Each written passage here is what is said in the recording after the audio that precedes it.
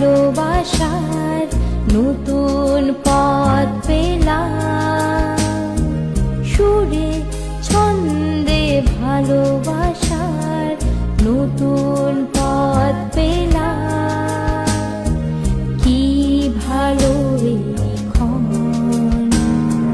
গানে গানে বিনোদন, গানে গানে বিনোদন, গানে গানে বিনোদন, গানে গানে বিনোদন। এর সঙ্গে মিলিয়ে আচ্ছা, এই মুহূর্তে আমাদের সাথে যুক্ত হয়েছেন কোনো শ্রোতা বন্ধু। হ্যালো, নমস্কার, শুভ সন্ধ্যা দিদি ভাই। নমস্কার, শুভ সন্ধ্যা। শঙ্কর বাবু বলছেন, তাই তো?